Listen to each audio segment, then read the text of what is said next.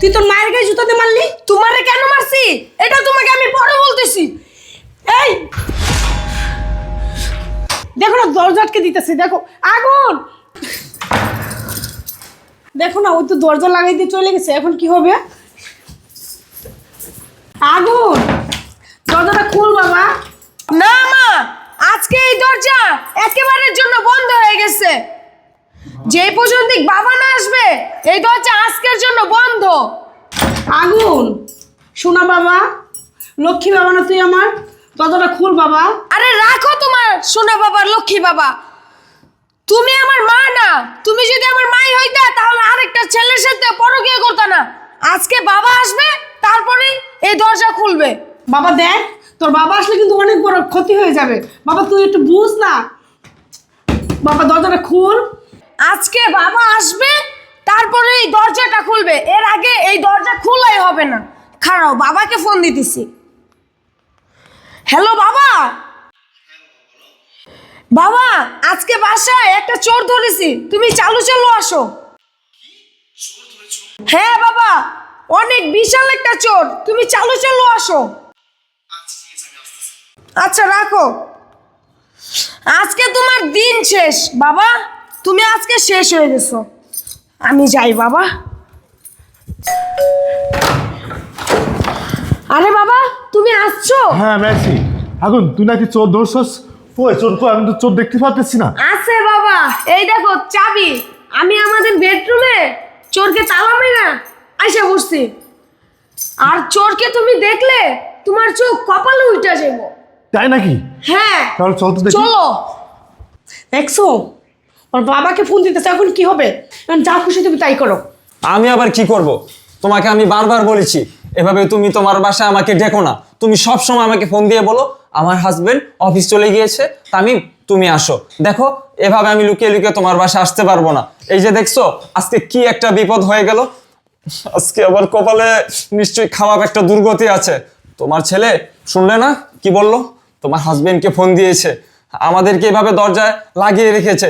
এখন তোমার হাজবেন্ড আসবে, দরজা খুলবে, আর আমাদেরকে যদি এভাবে একান্তে আচ্ছা, তুমি দেখে। একটা উপায় নাই করো না। আমি আবার কি উপায় বের করব? বিপদের সময় কোনো বুদ্ধি আসে নাকি মাথায়? তুমি আমার কথা একবার চিন্তা করতেছো? আমার ছেলে যে আমার হাজবেন্ডে ফোন দিছে, আমার হাজবেন্ড আসলে কি হইতে পারে? আমার হাজবেন্ড আসলে আমার রাখবে, আমার একবার ডিভোর্স দিয়ে দিবে। আর তুমি জানো আমার হাজবেন্ড ডিভোর্স দিয়ে দিলে এত টাকা পয়সা, এই গাড়ি বাড়ি কিচ্ছুই পাবো না।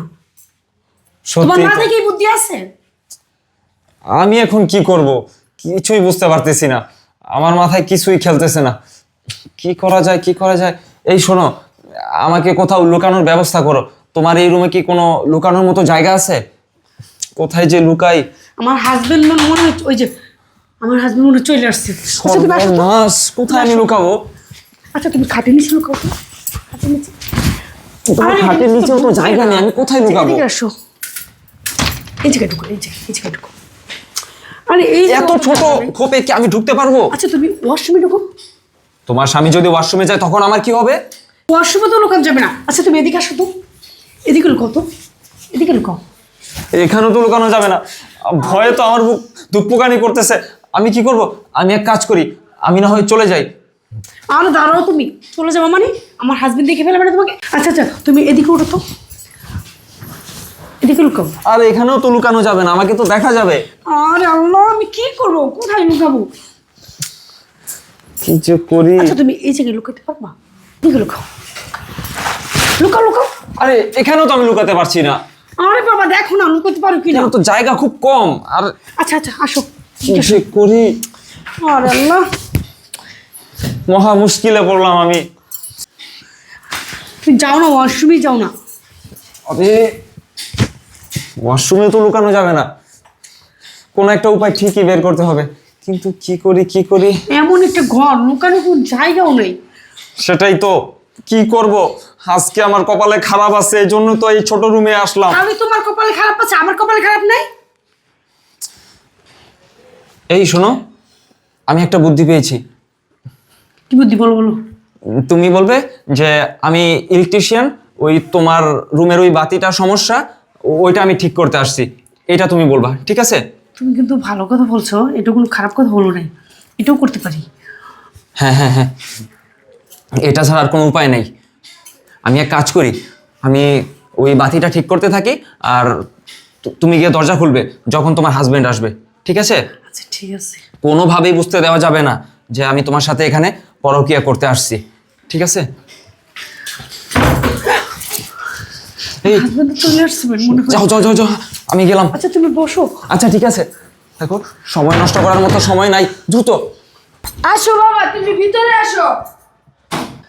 তুমি আসছো? হ্যাঁ। ভালো করছো। তোমার ছেলে কি করছে জানো? কি করেছে? তোমার ছেলে আজকে আমার জুতা দিয়ে মারছে, তারপরে কি করছে, দরজা আটকে দিয়া চলে গেছে। কেন তুমি তোমার মাকে জুতোতে মারলে? শুনতে চাও বাবা? জি। আমি আমার মাকে কেন মেরেছি? ওই কারেন্টের মিস্ত্রির সাথে একসাথে আম্মু আর ওই কারেন্টের মিস্ত্রির সাথে একসাথে শুয়েছিল। মিথ্যা কথা বলতেছে তোমার ছেলে। আমি মিথ্যা কথা বলতেছি মা? তুমি আমার মাথাটা ছুঁয়ে বলো। তুমি ওর মাথায় হাত দিয়ে তুমি বলো তুমি কাজটা করনি। না মানে তুমি তোমার ছেলের কথা বিশ্বাস করতেছো, তুমি আমার কথা বিশ্বাস করো না? তুই কি মনে করছস? তুই কি মনে করছস আমি কোনো কিছু জানি না? আমি সব কিছু জানি। এই ছেলে, এই এই এক পা সামনে দিকে যাবেন। আগুন এটা লাগাই দে তো বাবা। আচ্ছা বাবা।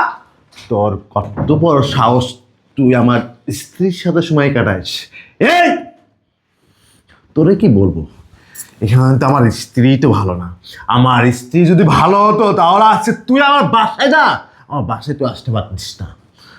আর এই তোর কত বড় সাহস, তোর কোন জিনিসের অভাব দিয়েছি আমি, তোর কোন জিনিসের কমতি দিয়েছি আমি, তুই আমারই ঘরে, আমারই ফ্ল্যাটে, আমারই বাসায় তুই পর পুরুষ নিয়ে সময় কাটাস। আমি এর আগে অনেকবার শুনেছি আমার বাসার কাজের ছেলে আমার বাসায় কাজের মেয়ে পর্যন্ত বলেছে, আমি কখনো বিশ্বাস করিনি। আর আজকে আমার ছেলে নিজে বলেছে। আমি আমার ছেলে যদি আমাকে না বলতো তাহলে আমি কখনো বিশ্বাস করতাম না, কারণ কোনো সন্তান না তার মাকে নিয়ে না কখনো মিথ্যে কথা বলতে পারে না। কারণ প্রতিটা সন্তানের না প্রিয় মানুষটা তার মা হয়। আর তুই তার মা হয়ে সন্তানের সামনে বাইরের থেকে একটা ছেলে আইনে আমারই বেডরুমে সময় কাটাস। তোর লজ্জা থাকা উচিত, তোর লজ্জা থাকা উচিত যে তোর ঘরে একটা সন্তান আছে, সেই সন্তানের সামনেই বাইরের থেকে ছেলে আনিস। ছি, এই তোর কোন জিনিসটাই নেই, আমি কোন জিনিসের অভাব দিয়েছি? আর আজকে তুই আমাকে এইটা দেখালি, এইটা দেখালি, এই ভালোবাসার মর্যাদা তুই এটা দেখালি তুই আমাকে। এই তোকে কি ভালোবাসতাম না আমি? তোকে কি আমি ভালোবাসতাম না? তোকে তো ভালোবেসে বিয়ে করেছিলাম আমি। তোর জন্য না, তোর জন্য আমি আমার বাবা মাকে ত্যাগ করেছি, তোর জন্য আমার পরিবারকে ত্যাগ করেছি। আর তুই তুই কি করছস? তুই আমাকে রেখে অন্য পুরুষটা তুই সময় কাটাইস। এই কিরে, তোর মতো মিস্ত্রি না, তোর মতো মিস্ত্রিকে নিয়ে আমি কখনো সংসার করব না। তোর মতো মিস্ত্রিকে নিয়ে আমি কখনো সংসার করব না, যে স্ত্রী ঘরের স্বামী থাকার পরেও বাইরের থেকে পুরুষের সময় কাটাচ্ছি। আমার না ভাব দেয়, আমার ভাবতে না লজ্জা করতেছে। তোর মতো মিস্ত্রি আমার ঘরে এখনো পর্যন্ত আছে। তোদের মতো মিস্ত্রিদের না একটা জিনিস না খুব ভালো লাগে, খুব, যে বাইরের কোনো ছেলে যদি একবার প্রশংসা করে না, ও ভাবি আপনাকে না জোস লাগছে, ও ভাবি আপনাকে না নাইস লাগছে, ও ভাবি আজকে আপনার এই কাপটা খুব সুন্দর লাগছে, তখন তোরা কি মনে করস? তখন তোরা কি মনে করস যে আমার জামাই ছাড়াও না এই পুরুষটা কত সুন্দর আমাকে নিয়ে প্রশংসা করেছে, মনে হয় তাকে দেহ খাইতে খাওয়াই। তোরা এটা ভাবস, কিন্তু তোরা এটা কখনো ভাবস না যে ঘরে স্বামী থাকার পরও বাইরের যদি কোনো পুরুষ সেই নারীকে পছন্দ করে তাহলে ওই পুরুষ না শুধুমাত্র ওই নারীর দেহভোগ করার জন্য ভালোবাসে, বিয়ে করার জন্য না। বিয়ে করার জন্য কখনো ভালোবাসে না। আর এই ছেলে, তোর কত বড় সাহস, তোর কত বড় সাহস, তুই আমার স্ত্রীর সাথে সময় কাটাইস? এই এই আজকে যদি তোর বোন এই জায়গায় থাকতো, তোর বোনের সাথে যদি আজকে যদি অন্য কোনো ছেলে যদি এভাবে সময় কাটাইতো, তাহলে তুই কি করতিস? তুই কি করতিস? তোর কোনো কিছু করার থাকতো, তুই তোর মুখ দেখাতে পারতিস এলাকায়? পারতিস না, কারণ সেটা তো তোর বোন। আর আরে